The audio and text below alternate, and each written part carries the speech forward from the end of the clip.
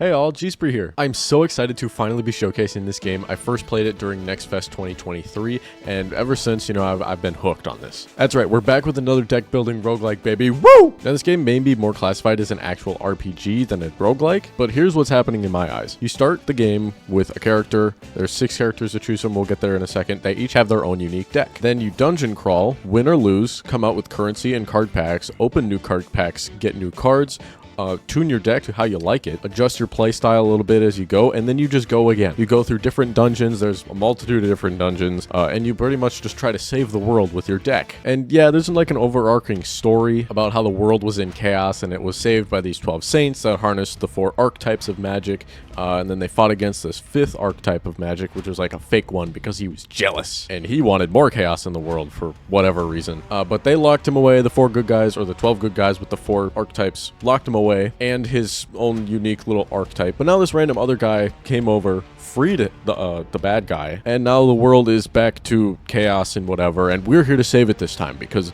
in order to lock away the bad guy, the good guys had to sacrifice their archetypes, I guess. I think this is originally a Japanese game, or a Japanese originated game, so there's kind of some stuff lost in translation or mistranslated a little bit, but I'm here for the gameplay. I know the people spend a lot of time on the story and stuff, but I'm here for the gameplay, because I want something that I can jump into, be hooked, and want to just keep going over and over again. That's what I want in a good roguelike, is how many times I can just play the game over again. But anyway, welcome to Dungeon Drafters, a dungeon crawler where you use cards to clear floors, loot card packs, and take down greater enemies to save the world. I wish I knew where to start with this game, so let's just start at the beginning. After the initial story, there are 6 characters to choose from, each with their own unique decks and playstyles. We can see each character has 2 colored gems. This indicates the archetype that they choose to play with. Red is the Raider archetype, green is the Traveler, blue is the Oracle, and beige is the Warden. They each have their, specialties. Red is more for like damage, green is more for, I think, mobility. Blue is more for just like, ooh, I'm gonna control the battlefield and move you here and summon a little doodad. And then Warden is the beige one. The Warden is like to buff yourself and set traps. There's also a 5th archetype,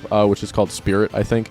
And it's the purple one. That's the chaos one. That's the false archetype, but that's the bad guy one. But you can play as it eventually. So here we have our characters. We got the mage, who's primarily a raider, with cards flexing over into the oracle archetype, mostly to help out with the whole abracadabra type feel. The brawler is a heavy melee damager with raider cards and uses the warden cards to buff himself. The monk uses oracle cards and warden cards to kind of just trap the enemies, buff himself, and kind of just play the long game and exist. The bard uses minions and mobility to hop around and just like discombobulate the enemy. It's like, oh, I'm over here, and now I'm over here. Now there's a beetle in front of you. Boom! And then the shinobi has raider and traveler, so they kind of just run around and beat the shit out of people. And then finally we have the explorer, a little rabbit guy who places traps, uses his legs, and he kind of just wins. I think he has a ballista actually that he can put down that shoots things. But I've got about 8 hours in this game so far, and it's been mostly out of the shinobi. So for this video, we're going to introduce ourselves to somebody new. We're going to play the mage, just because they're the first person that you kind of see. They're the face of the game, and probably the easiest to get into, and great kind of default introduction to the game. So for the sake of this video, I'm going to skip through the tutorial. We're going to see where we're at. I'm going to open some card backs to kind of show you what's going on. I'm going to alter my deck and then show you what an actual run would look like, or an actual dungeon crawl would look like. And then I think I'm going to go over to the shinobi, where I have more experience and actually a better deck, and show you what a higher up dungeon would look like. All right, so let me know what you guys think. Thanks for watching. Huge thank you to all the support on the Warden's Will video from last week. I can't believe the amount of views that got. It's just absolutely insane. So welcome all the new people. I hope this video will tickle your fancy just like that one. All right, have a good one, y'all. Oh my god, look at me over here. It's G-Spree Gaming. G-Spree. We're in the game. So this is the overworld. There's a large overworld. It would take probably like an hour just to kind of introduce you to the overworld, because I don't even know what the heck all is in the overworld. I know there's a fishing mini game. So there, if you're looking for a fishing mini game, there is one. So I've collected a bunch of starter booster packs, so we're just going to open some of these, and I'll introduce you to some of the cards, yada yada yada. You'll kind of get a feel for what's going on. So I can preface by saying you will get any single card, like archetype, out of these card packs, because I just got a warden one here, there's the oracle one, there's the traveler one. Ooh, destroy an entire unit right there. So, you kind of get just kind of a mixed match of everything. And I can actually open all of these at the same time. And then after that, we will go through and adjust our deck accordingly. There's so many cards to go through. And oh my god. Should we just skip through? Let's just skip through. I mean, if you're really interested, I'm pretty sure there is a full-length database of all the cards and stuff on the wiki. And you can kind of get a feel for what are the cards do what. Aha, we'll go to the deck builder. Yes, I know how to go to the deck builder. So you can adjust your rune slots here, and I can add runes to be able to use specific cards. So if I add a red card, I will be able to use the red cards that cost 3, or you need 3 to be able to play. Same with if I wanted to do 1 green, I'd be able to get all of the basic 1-level green cards, the 1-level warden cards, and all the 1-level stranger cards, which I don't have any yet on this save. I am going to do 3 oracle. Actually, I don't think this even opens anything. Let me take a look here. Huh, that doesn't look like it opens anything. Oh, see, this is 4. This is a 4th level blue card. So we will just add a multitude. And I actually really don't like this blood snot one. So I'm going to get rid of all these 3. I'm going to add another dispel because that's really good for dispelling the bomb beetle things that are spawned in that are really annoying. Displace a target unit to its position in the previous turn. That's all right. We'll figure it out. And so you can see all the cards. Your max deck is 50. Max deck size.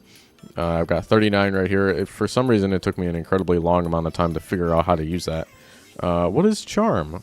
Charm affected mods temporarily challenge alignment. Enemies become allies. Ooh, I want that one. Let's do that one. Fire a shot that inflicts Hex 3. So this turns them into frogs for, I believe, 3 turns. If we want to do that. I'm going to do this. I'm going to do this. I'm going to add a couple of damaging cards and a couple of, honestly, ranged cards. So we get to talk to this little guy. A stage coach, and we get to select the dungeon that we want to go to. So this is the base area that we are at, like the overworld area. This is the glacial library, and it tells you all the levels and then what difficulty they are. So safe, risky, dangerous, deadly. This is the base place. It's safe. There's 1 floor. You just do the 1 floor and you get out. Lost wreckage is safe, risky, dangerous, deadly. So let's go to the lost wreckage. So I have been to the tower on my other save, and floors 1 through 9 are safe, and they're pretty small floors. There's a couple of rooms on each floor, and then you get to the elevator that brings you up to the next one. So I'm guessing at the end of the tower is where you get to fight like the final boss. And I don't know how long this is going to take. If this takes way too long, I'll probably just skip the shinobi. But if you guys are interested in seeing the shinobi, I will for sure abide. I'm so down to play this game. And you can destroy all of the little props and stuff. Sometimes they give you money. Most of the time I just like destroying them just because. So there is ice, and I guess this isn't active during the in-betweens of stages. And then this gives you lore. You heard a disembodied and cold voice speak to you. Oh, hero of legend, hear our tales. Knowing both lies and truth is the only way forward. Speculations about the origin of the oracle always... Oh, shoot, I hit shift. Scholars from all over the world flock to the west in search of the birthplace of archetype of reason, but never found anything of note in the vast, deep blue. Long ago, letters from the merchant ships of the old lost nation told of their unlucky journey's end, where they wrecked into an impossible atoll that seemed to be infinite. If the content of these letters is true, the impossibility of the landscape pointed towards it being the fabled birthplace of the oracle. Searches for this wreckage continue for centuries, when end the millennia to no avail. As the time passed, this lost wreckage became just a myth. Very cool. All right, so this is going to be a heal thing, so I want to make sure that if I damage anything, that it doesn't hit that, because I can get 3 health out of that. So these are all new enemies to me, so I have kind of no idea what to expect, but this thing does 3 damage if there's only 1 thing in the area, so I'm just going to yoink that right there. We'll kill it. Oh, it splits! I wonder if the 2 health splits into 1 health. That would be, oh, so you can see it explodes on death. So I think, yeah, that's what this is.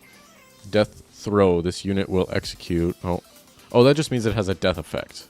Or an on-death effect. So these guys don't have on-death effects, so they just kind of exist for now.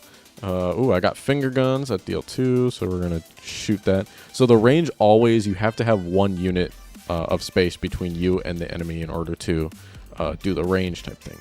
And you can right click and you can end your turn even if you have extra turns. So this is our turn meter here. So we've got 3 actions that we can do. And I've been surrounded by sleep glyphs. That's no good. Swap 2 units in my range. I'm going to kind of just ditch this. I should have ditched all these cards. I don't like this the copycat cards, or anything that kind of deals with moving around my deck, because I'm not advanced enough for that, and I'm sure there's other cards in the game that are better for that.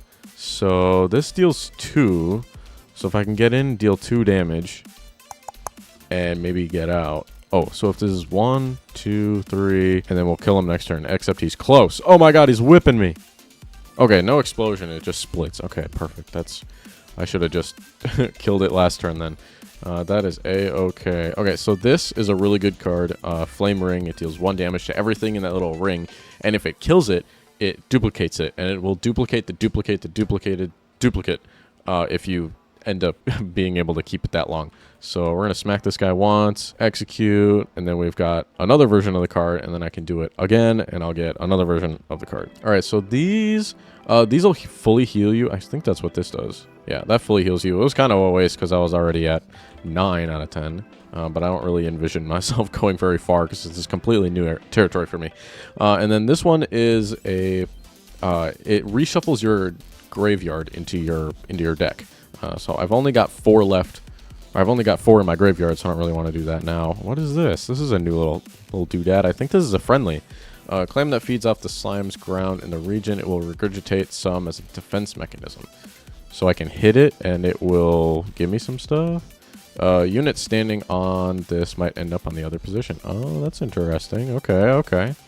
Very cool. Oh, I want to move up a little bit. And you can speed this up. The shift button on the keyboard just kind of speeds everything up, so that's pretty nice to not have to deal with everything at super slow speed if it comes to that. We're going to come over to this guy and smack him up. I wonder how many times this thing regurgitates. It's like a chompy pod. I think it's just twice, it looks like. Cast to discard.